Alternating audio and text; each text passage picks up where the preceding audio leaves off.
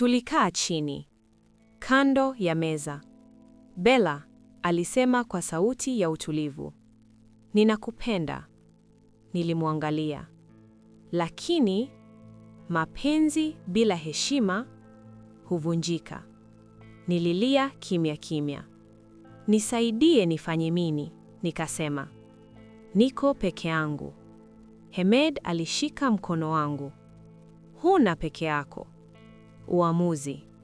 Tutafanya hivi," alisema. "Tutakutana na huyo Martin." Nilishtuka. "Hapana." "Ndiyo," alisema kwa uthabiti. "Hakuna kukimbia tena." Niliona macho yake yamejaa uamuzi. Mkutano wa siri. Usiku huo tulikutana na Martin kwenye kafe ndogo. Alikuwa amekaa pembeni. Alipotuona, alisimama. "Asanteni kwa kuja," alisema. Hemed alimwangalia moja kwa moja. "Unajua nini kuhusu video?" Martin alikunywa maji. "Najua iko. Na najua nani anaitumia." Nilihisi mapigo ya moyo yakipanda. "Ni nani?" Hemed aliuliza. Martin alitazama pembeni. "Mtu wa familia." Hemed alishtuka. "Haiwezekani." "Inawezekana," Martin alisema. "Na ndio maana Bella yuko hatarini." Ukweli mzito. "Kuna kitu kingine," Martin akaongeza. "Video hiyo ikitoka, itaharibu si Bella tu, itaharibu jina la familia yenu." Hemed alikaza taya. "Unanitishia?" "Na kukinga," Martin akajibu. Kimya kizito kikatawala. Martin alitoa sentensi moja ya mwisho. "Una siku 2 kuchagua. Ukweli uanze kuzungumzwa au video itazungumza kwa niaba yenu." Nilimtazama Hemed. Macho yake yalikuwa makali. "Bella," alisema, "kuanzia leo hakuna kuficha tena." Je, Hemed atachagua kulinda familia au Bella? Je, Bella yuko tayari kusimama hadharani na ukweli wake? Na je, ni nani hasa ndani ya familia anayeendesha huu mchezo mchafu? Hebu ngoja, samahani, kabla hatujaendelea na utamu huu.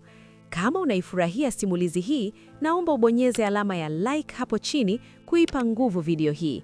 Pia, hebu niandikie kwenye comment, unadaka simulizi hii ukiwa wapi? Mfano, natazama nikiwa Tukuyu Mbeya au nipo Iringa mjini. Dondosha komenti yako sasa hivi nami nitapita kukujibu. Kisha tuendelee na story.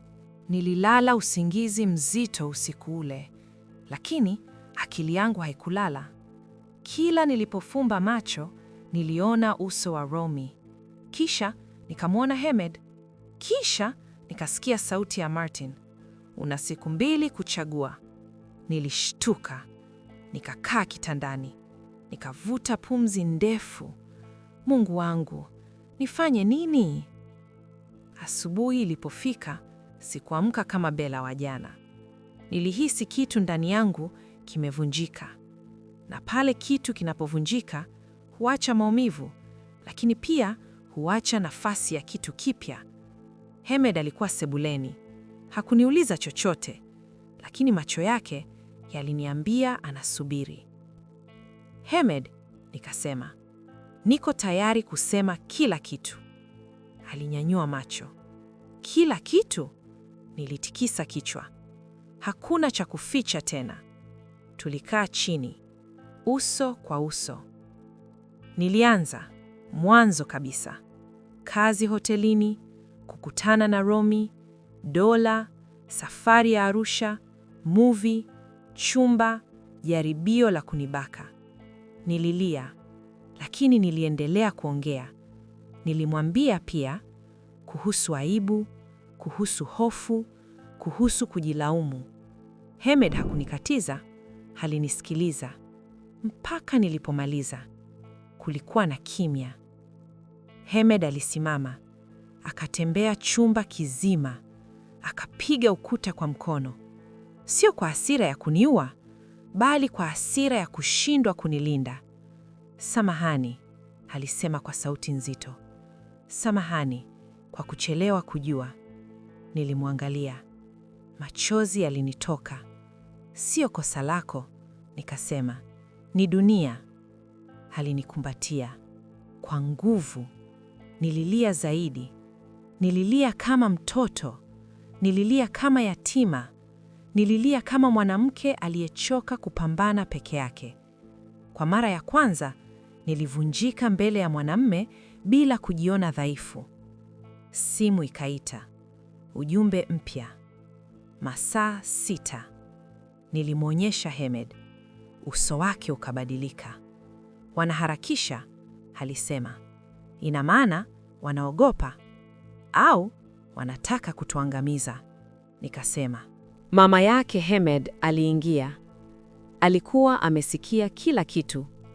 Alinikumbatia. Bella, alisema, usiogope. Ukimya wa mwanamke ndiyo silaha ya wanaomuumiza. Maneno yale yalinifanya nisimame. Kwa ndani, nilifuta machozi. Nikavuta pumzi. Niko tayari, nikasema. Ikiwa video itatoka, nitasimama na ukweli wangu.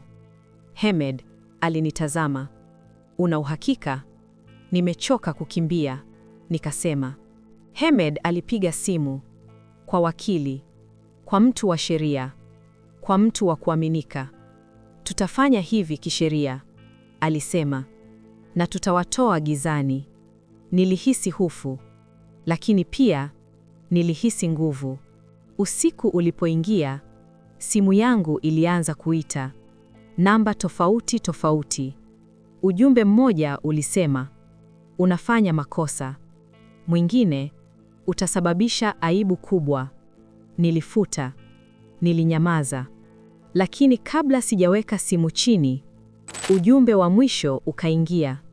Ulikuwa na picha ndogo ya video. Nilipoiona, miguu ilinilegea. Nikakaa sakafuni. Hii ndiyo wanayotaka kuachia. Hemed alitazama. Uso wake ukakaza. Hatutakubali. Lakini nilijua, kesho haitakuwa rahisi. Saa chache baadaye, ujumbe mmoja ukaingia tena. Kesho saa 4 asubuhi, ukweli wako utakuwa mali ya kila mtu. Nilifumba macho. Nikavuta pumzi. Kesho nitazaliwa upya. Je, video itatoka kweli? Je, Bella atasimama mbele ya jamii? Na ni nani hasa ndani ya familia ya Hemed anayeendesha huu mchezo? Mpenzi mtazamaji, kama ndiyo mara yako ya kwanza kukutana na channel hii, karibu sana kwenye familia yetu. Tafadhali usiondoke bila kubonyeza neno subscribe, na muhimu zaidi, gusa hiyo alama ya kengele. Hii itakusaidia kuwa wa kwanza kupata taarifa au notification kila tunaposhusha mwendelezo wa simulizi hii mpya. Karibu tuwe pamoja. Asubuhi ile haikuwa asubuhi ya kawaida. Nilifungua macho bila hofu, bila kilio. Nilihisi kitu kipya ndani yangu. Sio furaha, sio huzuni, ni uthubutu. Nilipitia njaa, nilipitia umaskini, nikapitia mapenzi, nikapitia hofu. Lakini leo sitapitia unyonge tena. Nilisimama mbele ya kioo. Niliitazama sura yangu. Hii ndiyo sura ya mwanamke aliyenusurika. Nikavaa nguo zenye heshima, sio za kuficha, sio za kujionyesha, za kusimama. Mama yake Hemed aliniangalia. Leo sio siku ya kulia, alisema. Ni siku ya kusimama. Nilitabasamu. Hemed alikuja karibu yangu. Niko hapa, alisema. Haijalishi nini kitokee. Nilishika mkono wake. Leo sihitaji kunilinda, nikasema.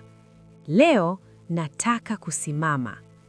Alinitazama kwa mshangao na heshima. Wakili alifika. Alitueleza kila kitu. Video ikitoka, tutakuwa tayari. Lakini tukikaa kimya, akaongeza, ndiyo tutashindwa. Nilitikisa kichwa. Sitakaa kimya. Saa ikakaribia 4. Simu yangu ilikuwa kimya, lakini moyo wangu ulikuwa tayari. Dakika moja kabla ya saa 4, ujumbe ukaingia. Bado una nafasi ya kunyamaza. Nilitabasamu. Nikajibu mara ya kwanza. Ukweli hauogopi. Saa 4 kamili, video ilianza kusambaa. Dakika 5 baadaye, simu zikaanza kuita. Majina, maswali, hukumu. Nilizima simu. Nilisimama. Nilichukua simu ya Hemed. Nikarekodi video. Sauti yangu ilikuwa thabiti. Mimi naitwa Bella. Video mlioiona sio aibu yangu. Ni ushahidi wa jaribio la kunidhuru. Nilinusurika na sitanyamaza. Nilimaliza. Nikapumua. Dakika chache baadaye, watu walianza kubadilisha maneno. Wanawake waliandika. Nami nilipitia hivi. Asante kwa kusimama. Sauti za lawama zikaanza kufifia. Sauti ya mtu wa gizani kuogopa. Simu ya Martin iliita. Mmeharibu mpango, alisema kwa sauti ya hofu. Mtu anaanza kutaka kujiondoa. Ni nani? Hemed aliuliza. Kimya. Atajulikana, Martin alisema. Leo au kesho. Sauti ya mwisho, ushindi wa ndani. Usiku ulipoingia, nilikaa dirishani, nikiangalia taa za jiji. Nilihisi amani. Sio kwa sababu kila kitu kimekwisha, bali kwa sababu nimesimama. Nilisema kwa sauti ya chini. Leo sikushinda wao. Leo nimejipata. Ni nani ndani ya familia ya Hemed atafichuliwa? Je, ukweli utaunganisha au kuvunja mapenzi yao? Na je, Romy atabaki kimya baada ya kuona Bella amesimama? Na huu sio mwisho wa burudani. Hapa kwenye chaneli yetu tuna maktaba ya simulizi nyingine kali ambazo huenda bado hujaziona. Kuna visa vya mapenzi, ujasusi na mikasa ya kweli inayotikisa. Usiondoke kapa. Chagua moja kati ya video zinazoonekana hapo kwenye kioo chako sasa hivi na uendelee kuburudika.